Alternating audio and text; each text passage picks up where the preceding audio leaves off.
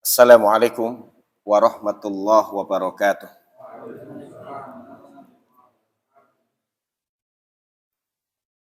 Innal hamdalillah nahmaduhu wa nasta'inuhu wa nastaghfiruh wa na'udzu billahi min syururi anfusina wa sayyiati a'malina. May yahdihillahu fala mudhillalah wa may yudlil fala hadiyalah. Asyhadu an la ilaha illallah wahdahu la syarikalah wa asyhadu anna Muhammadan abduhu wa rasuluhu la nabiyya wa la rasula ba'dah. Salawatullah wassalamuhu alaihi wa ala alihi wa sahbihi wa mawalah amma ba'd. Usikum wa iyaya nafsi bitaqwallahi wa ta'atih. Kama amarana Rabbuna jalla wa ala ya ayyuhalladzina amanu ittaqullaha haqqa tuqatih wa la tamutunna illa wa antum muslimun. Ayyuhal hadiruna rahimakumullah, al-aba wal ummahat, Bapak Ibu jamaah musalla al-jihad yang semoga senantiasa Allah muliakan, dari Pak Karyadi, Pak Mamen, siapa lagi yang kenal? Pak Bambang, dan bapak-bapak sekalian yang dikenal namanya dan yang tidak dikenal namanya, tapi semoga Allah Subhanahu wa taala benar-benar memuliakan karena banyaknya berzikir kepada Allah Subhanahu wa taala sehingga Allah sering menyebut namanya di tengah para malaikat. Amin. Alhamdulillah, bersyukur kepada Allah Subhanahu wa taala malam hari ini Ahad pekan ketiga. Betul Pak ya? Iya. Yang seharusnya Ahad yang lalu jadwal kami mengisi di kajian Ahad malam Senin. Qadarullah harus istirahat dahulu dari Jumu'ah demam tinggi. Alhamdulillah Senin sudah mulai ngajar santri lagi. Jadi sampai hari ini pun juga selalu beraktivitas karena memang ada beberapa pekerjaan yang harus diselesaikan. Dan Alhamdulillah malam hari ini bisa berjumpa lagi dengan orang tua kami, saudara-saudara seiman, Musholla Al-Jihad, dan kebahagiaan yang luar biasa karena ini perjumpaan setelah Ramadan. Setelah Ramadan, dan semoga Allah Subhanahu wa taala menerima amal ibadah yang kita tegakkan di Ramadan, dan Allah Subhanahu wa taala membantu kita untuk menjaga amal tersebut di Syawal yang sudah berakhir, dan sekarang kita memasuki Dzulqa'dah, 1 dari 4 bulan haram. Kembali tancap gas, kembali kuatkan ikat pinggang untuk kita meningkatkan ibadah dan ketaatan kepada Allah Subhanahu wa taala, terutama meningkat zikirnya. Karena kita berada di 1 dari 4 bulan yang dimuliakan, yaitu bulan haram, Dzulqa'dah, Dzulhijjah, Al-Muharram, yang 1 mencar sendiri, yaitu bulan Rajab. Salawat dan salam semoga senantiasa tercurah terlimpah kepada baginda Rasulullah Muhammad bin Abdillah beserta keluarga dan para sahabatnya. Baik, alhamdulillah malam hari ini serba hitam. Tadi berangkat pun pakaian awal juga hitam. Saya juga pikir kenapa malam hari ini semua serba hitam, dan kameramen pun juga bajunya hitam. Baik.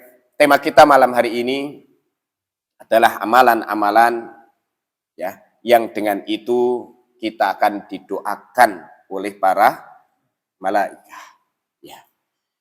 Dan tadi kami temukan beberapa ulasan yang berkaitan dengan bahasan ini dalam bahasa Arab, al-malaikah ibadu mukramun. para malaikat adalah hamba-hamba Allah yang dimuliakan. La ya'sunallaha ma amarahum wa yaf'aluna ma yu'maru. Mereka tidak mendurhakai Allah, ya, atas perintah-perintah Allah kepada mereka. Dan para malaikat senantiasa mengerjakan apa yang diperintahkan kepada mereka. Mereka diciptakan hanya untuk mendengar dan taat kepada Allah Subhanahu wa taala, maka dari sini doa para malaikat itu benar-benar terijabah, ya. Karena ketaatan mereka kepada Allah Subhanahu wa taala. Sehingga Ibnu Battal rahimahullahu taala mengatakan wa ma'lumun anna du'a al-malaikati mujab. Sebagaimana yang telah maklum bahwa doa para malaikat itu terkabulkan. Ya. Wa qala as-Sundi rahimahullahu taala, ya. Doaul malaikah yurja istijabatuh.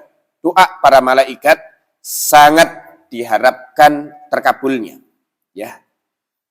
Imam Abdul Hasan Al-Mubarakfuri rahimahullahu taala juga mengatakan doaul malaikah mustajab. Doa para malaikat itu mustajab.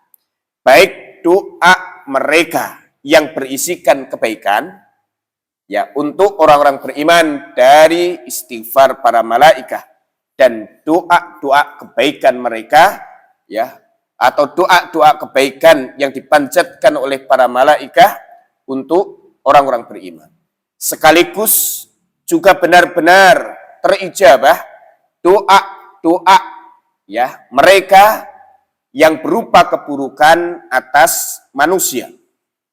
Di antaranya adalah doa para malaikat atas wanita-wanita yang membangkang kepada suaminya, yang tidak nurut kepada suaminya, yang kemudian diajak ke ranjangnya tapi kemudian dia menolak, maka, ya, sepanjang malam itu dilaknat oleh para malaikat, dan laknat para malaikat itu benar-benar dijabah oleh Allah Subhanahu wa taala.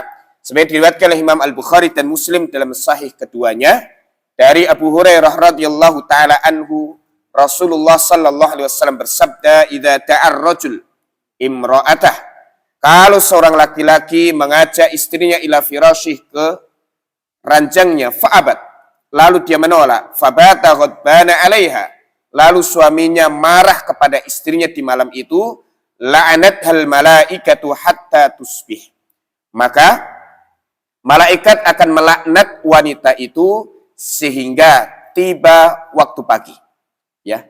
Maka dari sini kata Al-Hafidz Ibnu Hajar rahimahullahu taala, yang beliau kutip perkataan Ibnu Abi Jamrah, wa fihi dalil ala qabuli du'ail malaikah min khairin aw syarrin.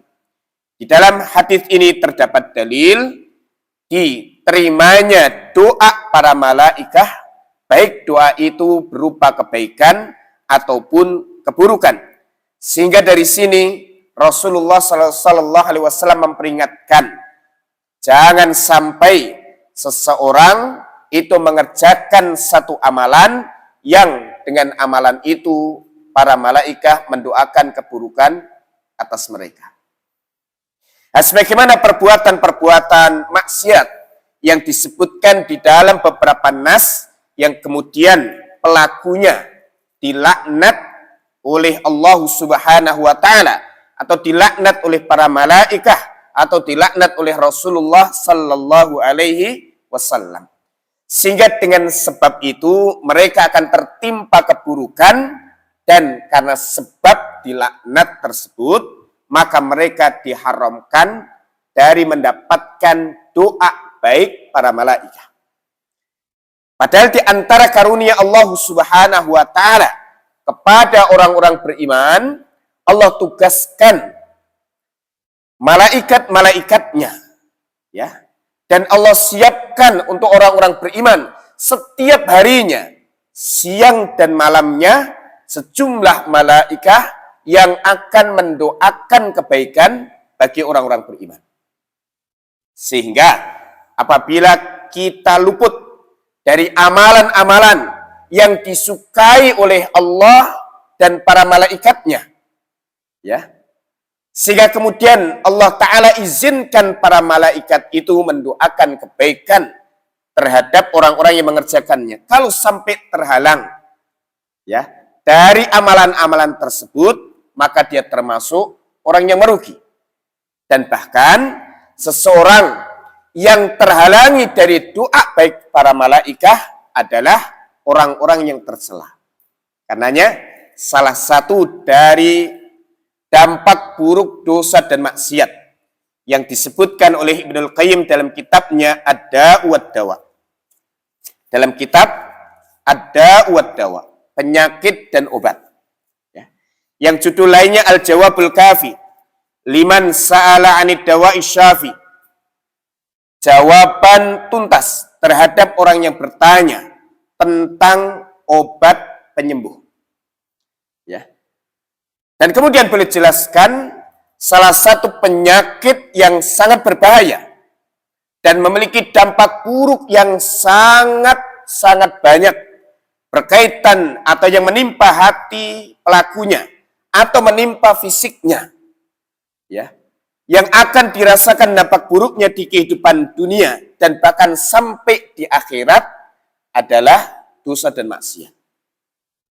Adalah dosa dan maksiat. Lalu kemudian beliau sebutkan cukup banyak dampak buruk dosa dan maksiat.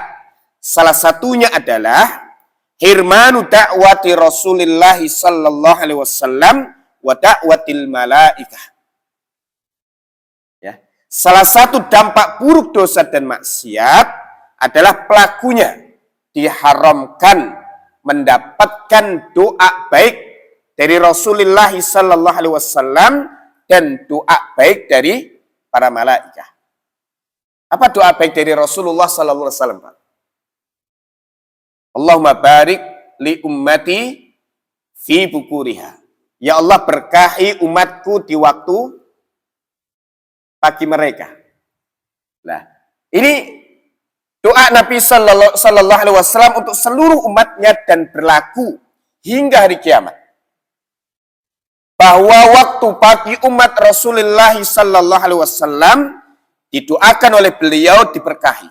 Sehingga di waktu pagi itulah ya hendaknya umat Nabi sallallahu alaihi wasallam mengejar keberkahan-keberkahan itu, dan keberkahan didapatkan dengan ketaatan.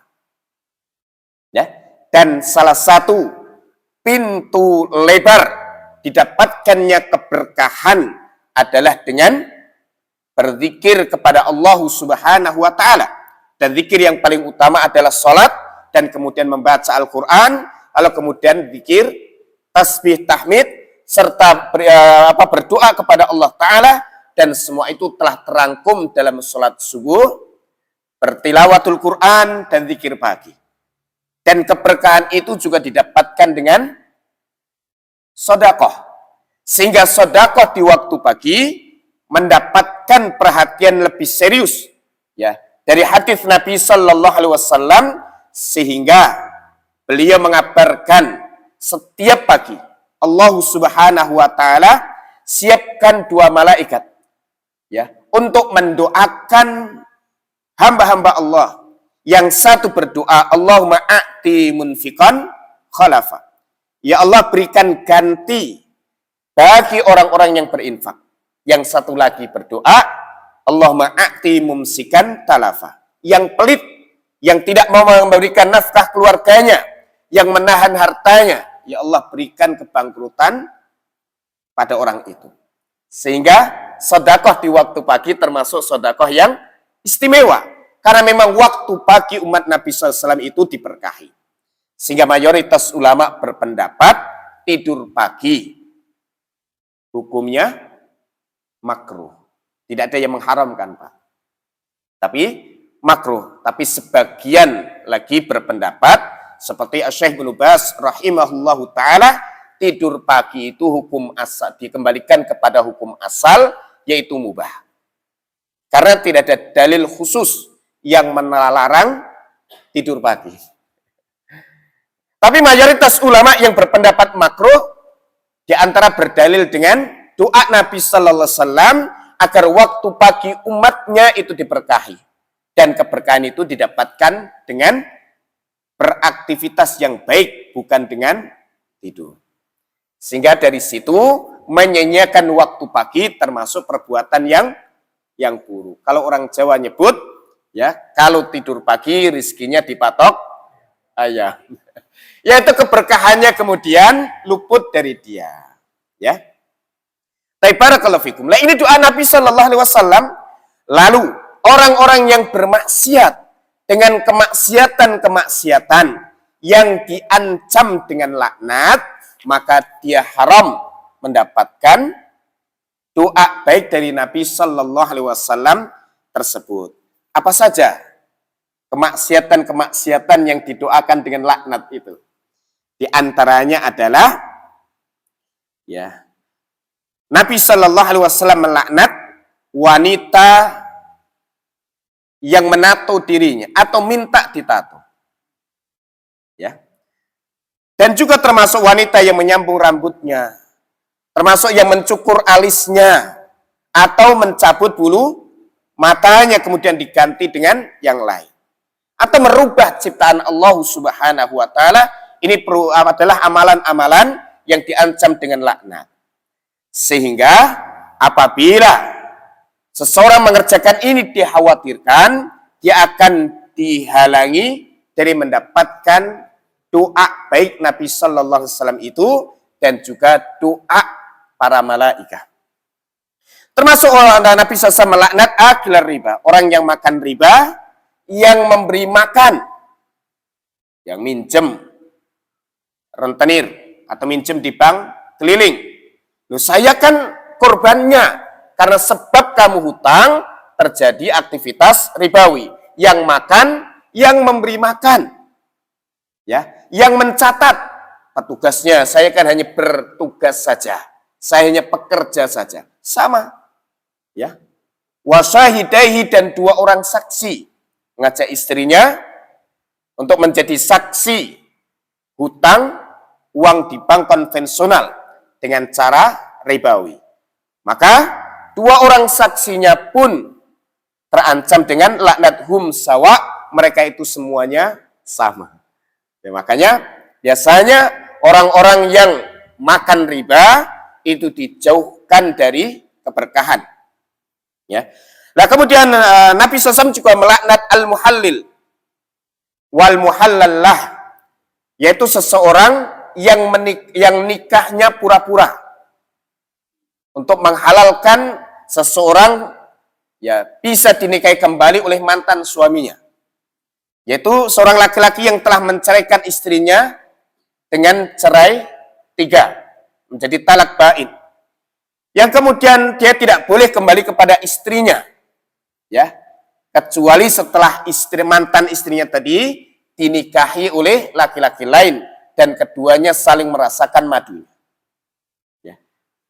Tapi kemudian dia atur siasat dengan kesepakatan, ya, dengan keluarga mantan istrinya, ya, pura-pura nikah saja. Ya, laki-laki suruh nikahin mantan istrinya tadi, tapi dengan syarat tidak boleh menyentuhnya. Setelah akad nikah dan kamu dapat bayaran sekian, langsung ceraikan, supaya mantannya tadi bisa kembali lagi. Nah, ini termasuk orang yang mempermainkan syariat, maka dia terancam dengan laknat. Ya, termasuk pencuri. Nah, apakah koruptor juga termasuk di dalamnya? Ya, bila bisa jadi koruptor adalah termasuk di dalamnya, apalagi kemudian perbuatannya tadi membuat kerusakan yang merata. Ya, termasuk Nabi SAW melaknat orang yang mabuk-mabukan, minum khamr, ya, dan yang terlibat, ya, sampai di minumnya khamr tadi. Baik nanti yang memeraskan anggurnya, atau yang membawakan, atau yang menjualnya, sampai yang menuangkannya, maka semuanya terancam dengan laknat. Sehingga harus berlepas diri dari semua minuman yang memabukkan. Kemudian orang yang merubah patok tanah, ya, patok tanah, supaya, ya, dia mendapatkan mendapatkan tambahan hak dari tanah yang dipunyanya. Atau kemudian dia sengaja merubah untuk menguntungkan orang lain dengan dia mendapatkan imbalannya. Siapa biasanya ini, Pak? Petugas BPN. Notaris, ya kan? Yang suka ngakal-ngakalin ukuran tanah. Atau boleh jadi dua tetangga yang kemudian bangunan rumahnya dilebarin sedikit. Ya. Sehingga kemudian ya, dia menzalimi tetangganya. Maka yang merubah patok tanah ini termasuk ya perbuatan yang dilaknat oleh Rasulullah Sallallahu Alaihi Wasallam. Ya, termasuk orang yang melaknat kedua orang tuanya, mendoakan buruk kedua orang tuanya, mencaci dan mencela kedua orang tuanya. Sampai para sahabat itu heran, mana ada ya Rasulullah seorang anak melaknat kedua orang tuanya. Maka beliau sampaikan, seseorang mencela bapak kawannya, lalu kawannya tidak terima, dia cela lagi, apa dia balas dengan mencela bapak temannya tadi. Karena sebab perbuatannya mencela orang tua temannya, bapaknya jadi dicela oleh temannya tadi. Maka anak yang seperti ini terkategori mencela orang tuanya karena sebab perbuatannya orang tuanya dicela. Ya. Maka ini pun termasuk anak yang durhaka dan anak yang diancam dengan laknat. Ya. Ya. Karena larangan terhadap sesuatu di dalam Islam juga larangan terhadap sarana-sarana yang menghantarkan terjadinya ya atau dikerjakannya perbuatan yang dilarang. Sama seperti mencela berhala-berhala sesembahan orang musyrikin. Wala tasubbul ladina yad'una min dunillah fayasubbullaha adwam bighairi ilm. Jangan kalian cela berhala-berhala yang disembah oleh orang musyrikin. Nanti mereka enggak terima. Lalu mereka balas mencaci Allah Subhanahu wa taala ya dengan penuh permusuhan tanpa ilmu. Ya, maka dalam hitungan untung rugi, kita yang rugi karena Allah adalah Maha Agung sementara berhala-berhala itu memang tercela. Apakah mencela berhala tidak boleh? Kalau mencela tidak boleh, berarti menghancurkannya pun tidak boleh. Berarti Nabi Ibrahim salah. Keputusan Nabi SAW di Fatu Makkah menghancurkan berhala di sekeliling Ka'bah juga salah. Tidak. Ya.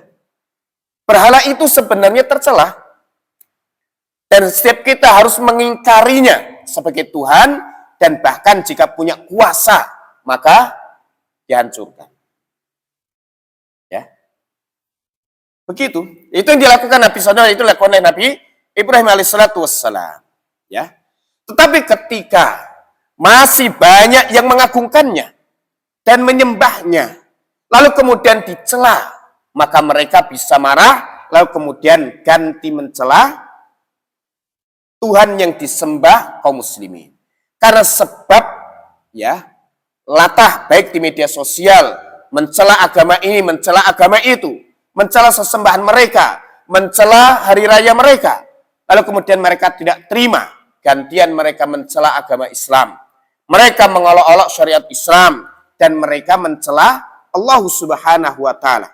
Maka karena sebab inilah mencela berhala-berhala itu dilarang. Maka tidak boleh mencela agama di luar Islam, baik langsung atau di sosial media, karena dengan sebab itu nanti Islam akan dicela dan syariatnya jadikan olok-olokan. Baik, barakallahu fikum. Ini kan waktunya pendek, materinya panjang. Ya. Kemudian di antara perbuatan yang dilaknat adalah seseorang menjadikan sasaran latihan tembak atau memanah atau tinju makhluk yang bernyawa.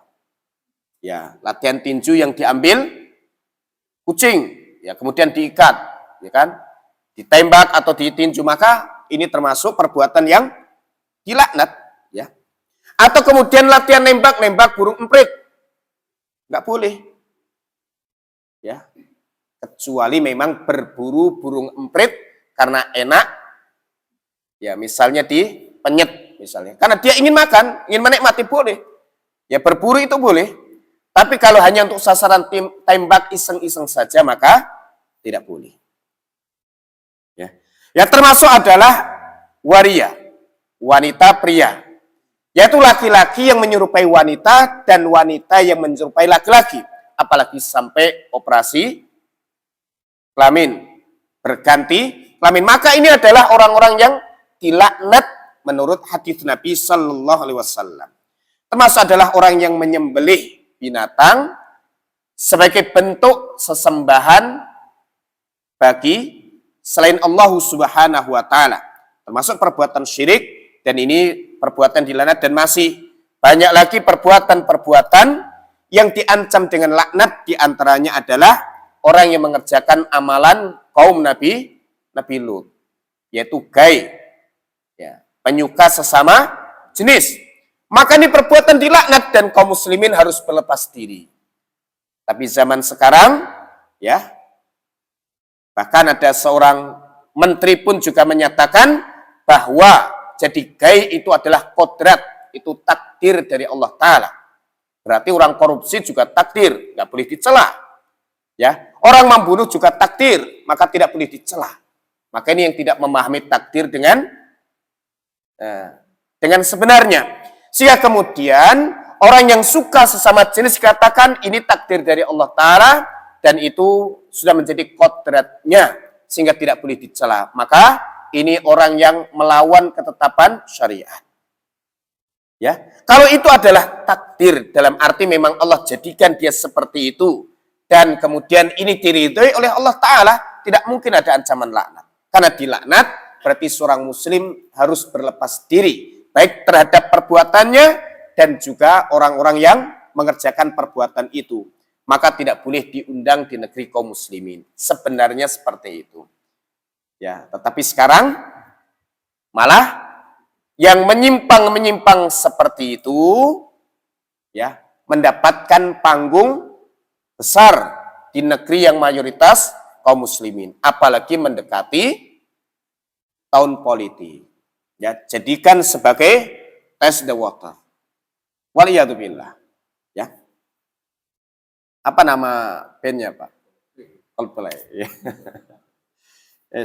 Inilah ya, negeri yang antah barantah, ya.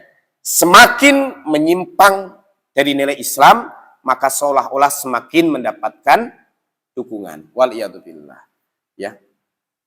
Nah, ini perbuatan-perbuatan dilaknat yang kemudian dengan sebab itu diharamkan dari mendapatkan doa baik Nabi Sallallahu Alaihi Wasallam dan doa para malaikat. Ya. Nah, tema malam hari ini adalah doa para malaikat dan Allah Subhanahu Wa Taala siapkan sejumlah malaikat untuk mendoakan orang-orang beriman dari kalangan manusia. Ya. Ya. Apa saja amalan ya yang amalan tersebut menjadi sebab Allah Subhanahu wa taala izinkan para malaikatnya untuk mendoakan orang-orang beriman. Yang pertama, ya, sambilkan dari kitab Fiqhul Adiyah wal Adhkar yang merupakan bagian dari faidah zikrullah, ya. Bahwa annahu yujibu salatallahi azza wa jalla wa malaikatihi 'ala dzakir. Banyak berzikir itu mengundang, ya, atau menyebabkan orang yang mengerjakannya akan disanjung oleh Allah Subhanahu wa taala dan didoakan oleh para malaikat Allah Subhanahu wa taala. Wa man sallallahu alaihi wa malaikatuhu faqad aflaha kullal falah. Dan siapa yang Allah menyanjungnya, bersalawat atasnya dan para malaikat bersalawat atas orang tadi, yaitu mendoakan kebaikan untuk orang tadi, sungguh dia pasti beruntung. Ya. Ini sebagaimana firman Allah Ta'ala dalam surah Al-Ahzab ayat 41 sampai 43. Ya ayyuhalladzina amanu dzkurullaha dzikran katsira wasabbihuhu bukrata wa asila. Wahai orang-orang beriman, berzikirlah kalian kepada Allah dengan zikir yang banyak dan bertasbihlah kepada Allah di waktu pagi dan petang. Ya, khitabnya, redaksinya ditujukan kepada orang-orang beriman. Mereka yang telah menyatakan keimanan. Lalu perintahnya apa? Berzikir kepada Allah dengan zikir yang banyak. Dan bertasbih kepada Allah di waktu pagi dan petang. Ya. Huwallazi yusolli alaikum. Dialah Allah yang akan bersolawat atas kalian. Kalian ini siapa? Orang-orang beriman yang banyak berzikir dan bertasbih di waktu pagi dan petang. Dan salawatnya Allah Ta'ala adalah ujian Allah Ta'ala atas orang-orang tersebut, yang kemudian Allah sebut nama mereka di kalangan para malaikatnya. Ya. Sekaligus salawat dari Allah Subhanahu wa Ta'ala ini sebagai garansi bahwa orang-orang tadi adalah orang-orang yang diampunkan dosanya, dirahmati oleh Allah Subhanahu wa Ta'ala, dan Allah siapkan kemuliaan untuk mereka. Wa malaikatuhu, dan para malaikat Allah juga bersolawat atas mereka, orang beriman yang banyak berzikir kepada Allah dan bertasbih di waktu pagi dan petang.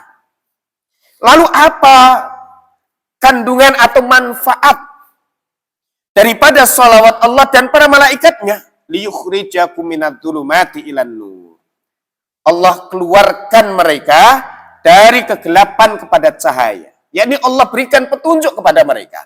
Dengan sebab para malaikat mendoakan orang beriman. Dan salawatnya para malaikat adalah doa para malaikat untuk orang-orang beriman tadi. Bentuknya memintakan ampunan untuk mereka. Mendoakan kebaikan untuk mereka. Dibukakan pintu-pintu kebaikan untuk mereka. Sehingga dengan sebab ini terjaga hidayah mereka. Ya, terjaga hidayah mereka. Dan Allah Subhanahu wa Ta'ala amat sangat penyayang terhadap orang-orang beriman. Sehingga tidak ada sesuatu yang Allah perintahkan kecuali benar-benar membawa kebaikan untuk orang beriman. Dan tidak ada sesuatu yang Allah larang kecuali kalau dilanggar akan merusak kehidupan mereka. Ya, makanya Allah larang ya untuk bunuh diri. Ya.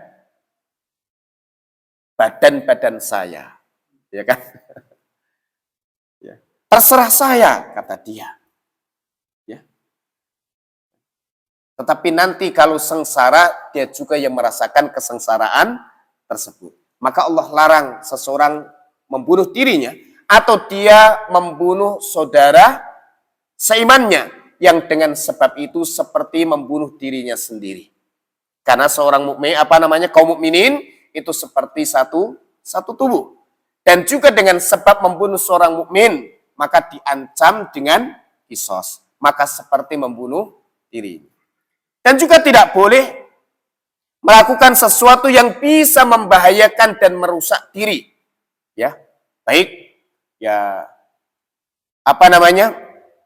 dalam bentuk perbuatan-perbuatan ataupun dalam bentuk mengkonsumsi sesuatu yang bisa merusak diri, maka dilarang oleh syariat. Ya, minuman keras itu akan merusak akal, juga bisa merusak fisik. Ya, narkoba pun juga demikian. Maka di dalam Islam, karena itu merusak, maka diharamkan. Karena setiap yang diharamkan itu pasti punya dampak buruk, dan setiap yang punya dampak buruk kepada orang beriman, maka itu diharamkan. Kaidahnya seperti itu. Ya. Ini Allah Subhanahu wa Ta'ala sangat penyayang kepada orang beriman. Nah, ini salah satu sebab ya agar orang-orang beriman didoakan oleh para malaikat adalah dengan memperbanyak zikrullah. Lalu apa sebab lainnya atau amal apa yang akan mengundang doa baik para malaikat? Disebutkan dalam surah Ghafir ayat yang ke-7 sampai ke-9. Ya. Alladzina yahmiluna al-arsya wa man haulahu yusabbihuna bihamdi rabbihim wa yu'minuna bih wa yastaghfiruna lilladzina amanu Rabbana wasi'ta kulla syai'in rahmatan wa ilma faghfir lilladzina tabu wattaba'u sabilak wa qihim adzabal jahim. Rabbana wa adkhilhum jannati adnin allati wa'adtahum wa man salaha min abaihim wa azwajihim wa dzurriyyatihim innaka antal azizul hakim. Dan masih ada satu ayat lagi yang juga berisikan doa baik para malaikat waqihimus sayyi'at. Tapi para malaikat pemikul arsy dan yang ada di sekeliling arsy, mereka bertasbih dengan memuji Tuhan mereka.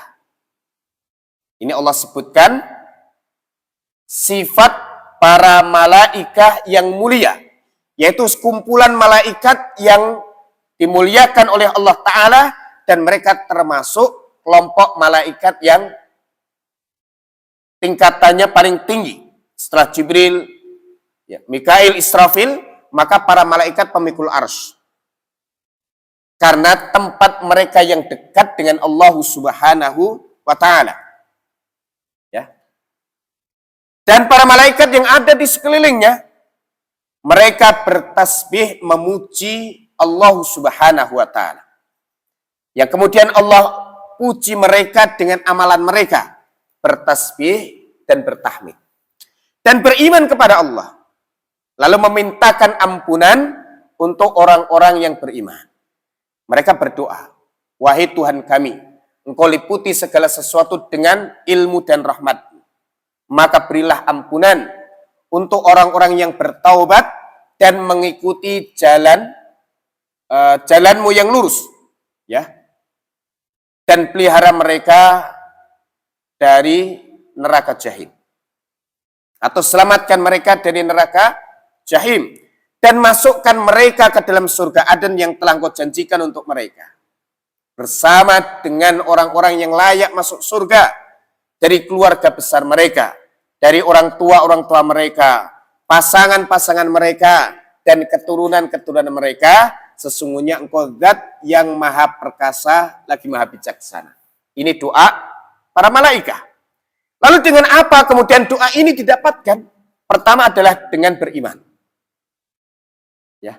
Yang kedua adalah dengan istiqomah, mengerjakan ketaatan.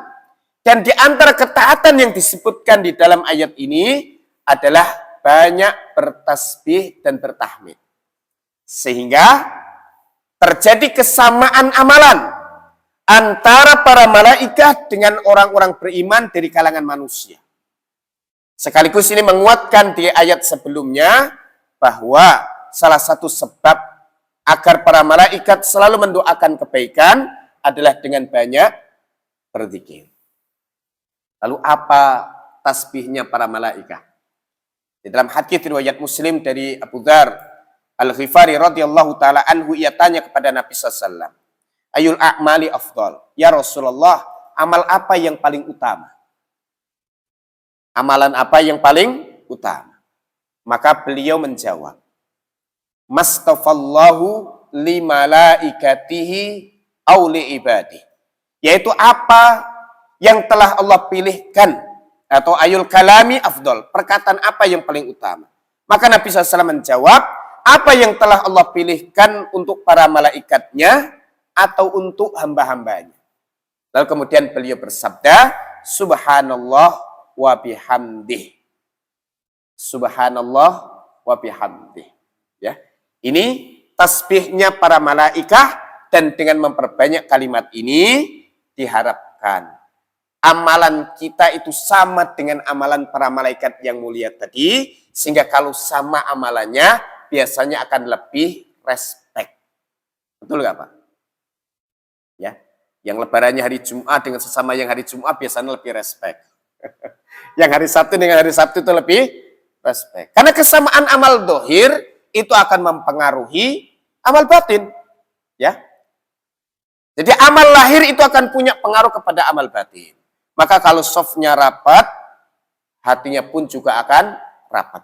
Tapi kalau softnya renggang, hati orang-orang sholat pun juga akan ikut renggang. Sama seperti orang yang ikut-ikutan budaya orang kafir. Maka lama-lama akan ada kecocokan hati dengan mereka. Ya. Karena amalan lahir itu punya dampak kepada amalan batin. Maka kalau sama amalannya, tasbihnya banyak, tahmidnya banyak, zikirnya banyak, sehingga para malaikat pun akan lebih respect kepada orang-orang beriman tadi. Sehingga akan didoakan dengan doa yang istimewa tadi. Tapi barakallahu fikum. Ini di antara amalan yang akan mengundang doa baik para malaikat untuk orang-orang beriman dari kalangan manusia. Yaitu keimanan, kemudian istiqamah dan bertaubat kepada Allah Subhanahu wa taala. Lalu di antara amal lain yang akan didoakan oleh para malaikat, yaitu para pelakunya, yaitu mereka yang menjaga sholat subuh dan sholat asar berjamaah. Sholat subuh dan sholat asar berjamaah. Ya, karena dua sholat ini termasuk sholat yang istimewa.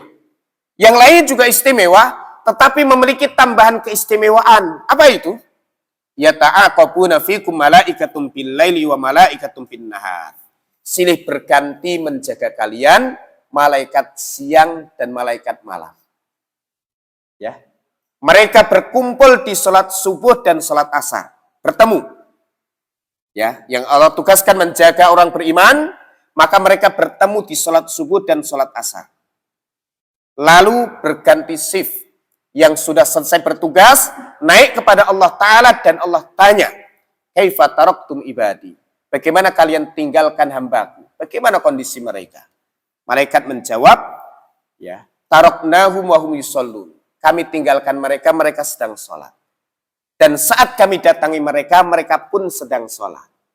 Sehingga dua sholat tadi, subuh dan asar, jumlah malaikat yang menyaksikan lebih banyak. Dan karena sebab menjaga dua sholat fardu tersebut dengan berjamaah, maka mendapatkan kesaksian yang baik dari para malaikat. Lalu mereka kemudian minta kepada Allah, faghfir lahum yaumaddin. Ya Allah, ampuni mereka pada hari pembalasan. Yaitu didoakan dengan ampunan. Amalan lain yang akan mengundang istighfar dan doa baik para malaikat adalah duduk di tempat sholat setelah selesai mengerjakan sholat. Sebagaimana hadis riwayat Al-Bukhari dan Muslim dalam sahih keduanya dari Abu Hurairah radhiyallahu taala anhu, Rasulullah sallallahu alaihi wasallam bersabda, al-malaikah tusalli ala ahadikum madama fi musallah alladhi shalla fihi ma lam yuhdits. Taqul Allahumma ighfir lahu, Allahumma arhamhu. Para malaikat mendoakan salah seorang kalian selama dia berada di tempat sholatnya yang ia sholat di tempat itu. Sepanjang dia belum berhadas. Taqulu, malaikat tadi berdoa, Allahumma ighfir lahu, Allahumma arhamhu. Ya Allah, ampuni dia, ya Allah, rahmati dia. Termasuk kita yang malam hari ini tetap duduk di dalam musalla al-jihad atau masjid al-jihad setelah sholat maghrib menunggu sholat isya. Yang masih suci, maka semoga tetap tercatat pahala sholat selama duduk dan menunggu sholat isya. Dan kemudian didoakan oleh para malaikat. Ya, apa doanya tadi, Pak? Allahumma ighfir lahu, Allahumma arhamhu. Ya Allah, rahmati dia, ya Allah ampuni dia, ya Allah, rahmati dia. Dan doa malaikat itu pasti dijabah. Ya. Qala Ibnu Battal rahimahullahu taala, Ibnu Battal, ya, semoga Allah merahmatinya, di dalam syarah Sahih Al-Bukhari, yaitu dalam Fathul Bari, dan perkataan beliau ini banyak dinukil oleh Al-Hafidz Ibnu Hajar. Beliau mengatakan, dan isi perkataan beliau ini menarik sekali. Faman kana katsirudz dzunub, siapa yang merasa banyak dosanya. Ya. Di sini merasa banyak dosa atau tidak, Pak? Maka faman kana katsirudz dzunub, siapa yang merasa banyak dosanya, wa arada ayahattahallahu anhu bi ghairi ta'ab, dan dia ingin dosa-dosanya itu dihapuskan oleh Allah tanpa susah payah. Artinya tanpa orang tadi rekoso lebih. Ya. Falyaghtanim mulazamata makani musallah ba'das shalah. Maka hendaknya dia mengusahakan diri dengan tetap berada di tempat sholatnya setelah selesai mengerjakan sholat. Duduk saja Pak, zikir. Atau diam, nunggu isya. Ya kan? Selama tidak berhadap, maka selama itu didoakan malaikat dengan ampunan, dengan rahmat.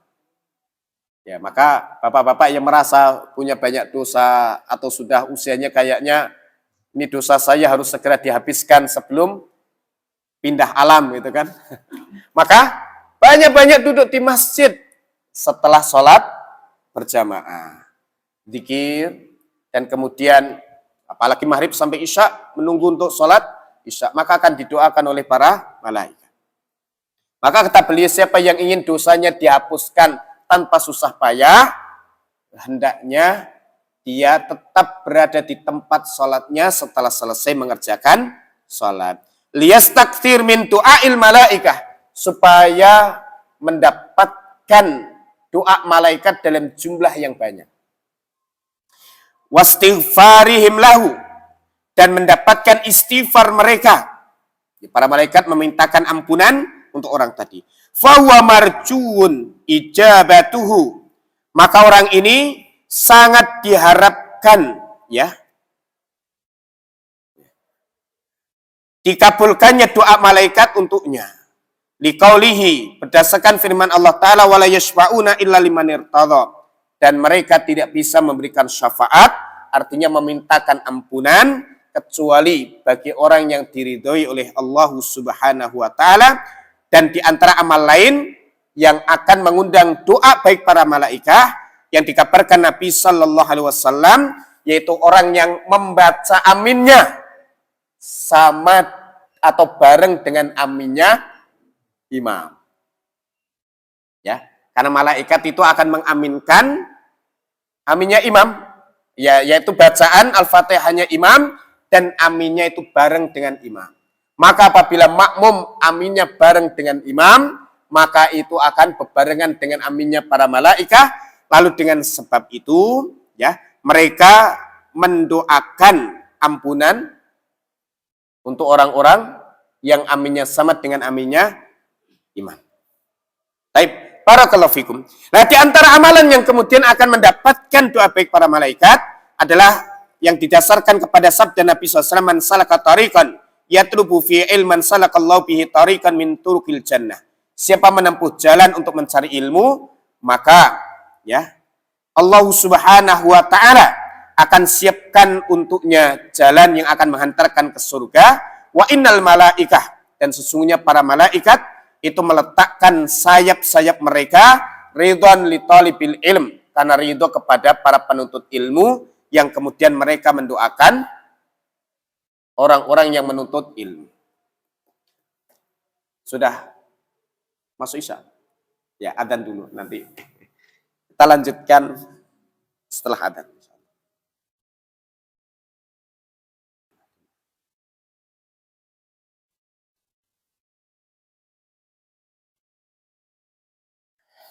Alhamdulillah wassalatu wassalamu ala Rasulillah wa ala alihi wa sahbihi wa mawalah amma ba'd. Bapak Ibu rahimakumullah, amalan apa yang akan mengundang istighfar dan doa baik para malaikat yang berikutnya? Yaitu tidur dalam kondisi suci. Tidur dalam kondisi suci, yaitu punya wudu. Ini berdasarkan hadis Ibnu Huzaimah yang dihasankan Syalal-Albani rahimahullahu ta'ala, bahwa seseorang yang tidur dalam kondisi suci, yaitu berwudu, maka di sisinya akan ada satu malaikat yang akan mendampinginya. Setiap kali dia bangun, maka malaikat itu akan mendoakannya. Allahumma gfir li abdika fulan fa innahu bata tahiran. Ya Allah, ampuni hambamu si fulan ini karena dia tidur dalam kondisi suci. Ya, karena dia tidur dalam kondisi suci. Ya, tidur berwudu dahulu. Dan ini salah satu dari adab sebelum tidur. Sebagaimana disampaikan Nabi SAW kepada Al-Barra bin Azib radhiyallahu taala anhu dalam hadits riwayat Bukhari dan Muslim, apabila kamu menuju ke pembaringanmu, fatawaddo wudu'aka lis-shalah, maka berwuduklah engkau sebagaimana wudukmu untuk sholat. Ya. Kemudian tidurlah dengan miring ke sebelah kanan. Yaitu pertama kali tidur, miringnya sebelah kanan. Kalau sudah tidur nanti terlentang, tengkurap, atau miring sebelah kiri, boleh atau tidak? Boleh. Karena kalau sudah tidur, sudah diangkat ya kolam, yaitu diangkat pena, tidak lagi tercatat untuknya, ya karena dia dalam kondisi tidak sadar. Tercatat itu kalau sebelum tidur. Maka yang diperintahkan kepada kita adalah berzikir dan menjaga adab sebelum tidur. Dan ketika terbangun dari tidur. Saat tidur, ya nggak ada beban untuk kita. Karena orang yang tidur itu diangkat perintah atas dirinya. Ya, maka kalau dia tidur dalam kondisi suci tadi, wuduklah sebagai wudukmu untuk sholat dan kemudian bacalah. Ya, Allahumma aslamtu nafsi ilaika. Wa wajjahtu wajhi ilaika wa fawwadtu amri ilaika wa alja'tu dhuhri ilaika rahbatan wa rahbatan ilaik la malja'a wa la manja minka illa ilaika amantu bi kitabika alladhi anzalta wa bi nabiyyika alladhi arsalta. Sudah hafal, Pak? Belum? Kalau meninggal di malam itu, engkau meninggal di atas fitrah, kata Nabi SAW. Meninggal di atas iman, meninggal di atas tauhid, meninggal husnul khotimah. Dan beliau berpesan jadikan ini bacaan terakhir. Ya, ini kapan mau menghafalkan ini, Pak? Siap-siap kalau pas tidurnya tidak bangun lagi. Semoga benar-benar meninggal di atas fitrah. Dan tidur dalam kondisi suci, maka Allah siapkan di dekat kita, bahkan fi syi'arih, di dalam selimut yang dia pakai untuk tidur. Artinya malaikat itu begitu dekat menjaga orang tadi. Maka biasanya kalau tidur dalam kondisi suci, mimpinya bukan mimpi buruk. Ya, karena akan dijauhkan dari gangguan setan dalam tidurnya. Dan ketika bangun, malaikat sudah siap mendoakannya. Allahumma gfir li abdika fulan fa innahu bata tahira. Ya, kita nggak perlu ngafalin istighfarnya ini, doa ini, karena ini yang baca malaikat, Pak. Tugas kita adalah bersuci sebelum tidur. Enak kan? Yang berikutnya adalah mendoakan saudara muslim tanpa sepengetahuannya. Yaitu didoakan saat sholat tahajud. Didoakan ketika kita berada di antara adzan dan iqamah. Sebut namanya, ya Allah, ampuni dosa Pak Ian, rahmati dia. Ya Allah, sampaikan dia ke rumahmu, melihat Ka'bahmu. Ya, karuniakan kepadanya rizki untuk bisa umroh. Maka di sisi kita ada malaikat yang akan berkata amin. Semoga Allah kabulkan doamu. Walaka bimithlin, dan bagimu seperti apa yang kau doakan.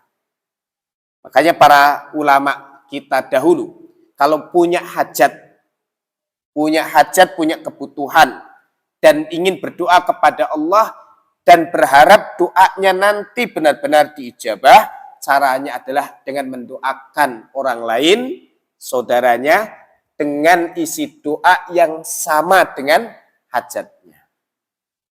Kenapa? Karena akan diaminkan oleh malaikat yang Allah tugaskan mengawal dia, dan malaikat itu akan berkata, walaka bimithlin, bagimu seperti apa yang kau doakan. Artinya malaikat mendoakan kita dengan isi doa kita. dan doa malaikat itu lebih dijamin pengabulannya dibandingkan doa kita.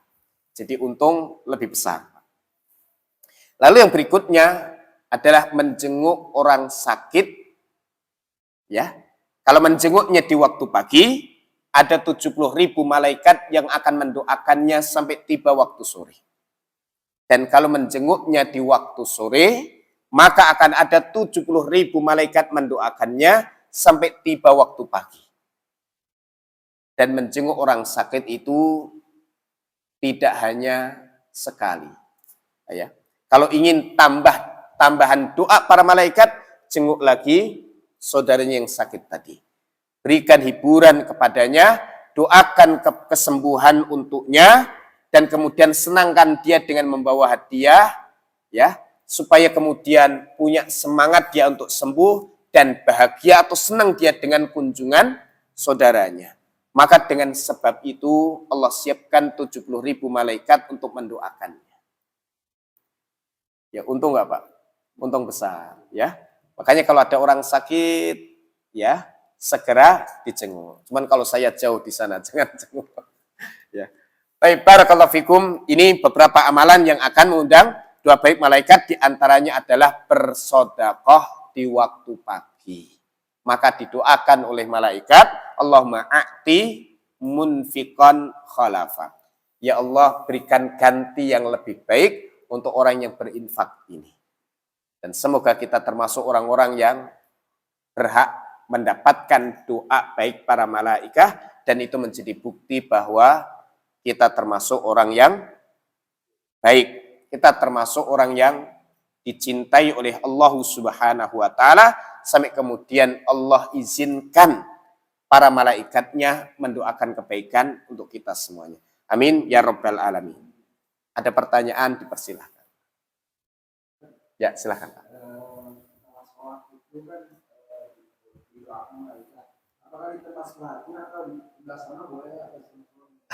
Baik, barakallahu fikum. Ya. Nah, madama fi mushallah, selama dia berada di tempat sholatnya. Pendapat pertama adalah di tempat yang ia sholat, di tempat itu. Ya. Tapi ini sedikit sekali ulama yang berpendapat demikian. Yang kedua adalah di masjid atau di tempat yang ia sholat di dalamnya. Walaupun dia pindah tempat, dari depan pindah ke belakang, dari pojok kanan pindah ke pojok kiri misalnya. Tapi masih satu masjid. Maka ini yang termasuk di dalam hadis itu. Dan makna yang kedua ini yang lebih kuat. Saya temukan penjelasan para ulama, maksudnya adalah dia masih berada di masjid yang ia sholat di dalam masjid itu. Tidak apa-apa pindah tempat. Maka sepanjang masih berada di masjid itu dan masih dalam kondisi suci, maka para malaikat mendoakan untuknya, Allahumma firlahu, Allahumma arhamhu. Maka yang merasa dosanya banyak dan ingin dosa itu diampuni, dihapuskan tanpa capek-capek lebih, setelah selesai sholat tetap berada di tempat sholatnya. Jangan buru-buru kabur keluar dari masjid. Wallahu a'lam. Ada berikutnya, cukup?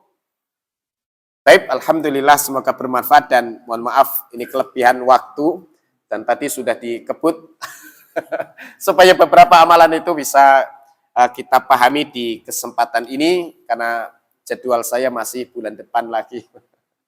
Ya, demikian, semoga bermanfaat dan semoga Allah Ta'ala merahmati kita semuanya. Subhanakallahumma bihamdika asyhadu an la ilaha illa anta astaghfiruka wa atubu ilaik. Wassalamualaikum warahmatullahi wabarakatuh.